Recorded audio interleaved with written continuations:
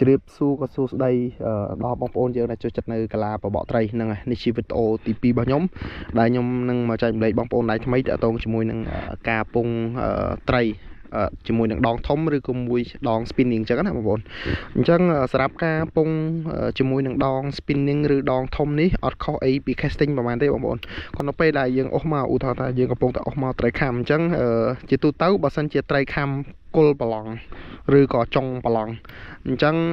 យើងអាចបើកឡុកបន្តិចអញ្ចឹងណាដើម្បីឲ្យខ្សែវាធូរ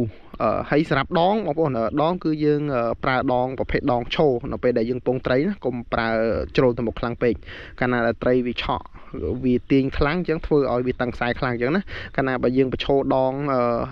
រៀងខ្ពស់មកអញ្ចឹងនៅពេលដែលត្រីខាំអញ្ចឹងវាទាញខ្លាំងគឺយើងអាចរូដងទៅមុខបានដើម្បីខ្សែធូរអញ្ចឹងណាគាត់ថាបើសិនជាករណីថាត្រីខាំចំកដាលប្រឡងអញ្ចឹងបងប្អូនមិនចាំបាច់ប្រើបើកឡុកនេះក៏បានដែរអញ្ចឹងគឺយើងគាត់បញ្ឈរដងតិចទៅហើយយើងធ្វើការញាក់ចុងដងនេះគ្នាខ្ញុំអត់រីខមមិនឲ្យបងប្អូន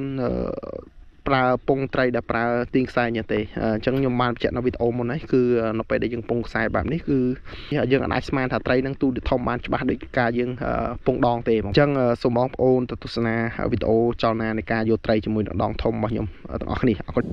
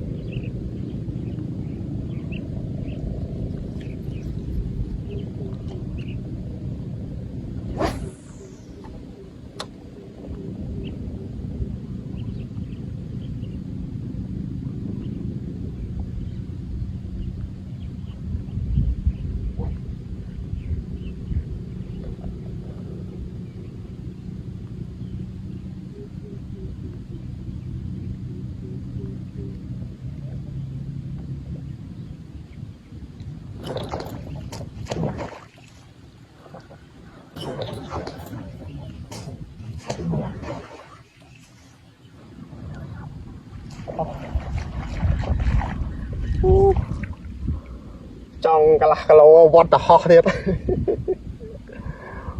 តែជ្រុលដៃមិនជ្រុលដៃ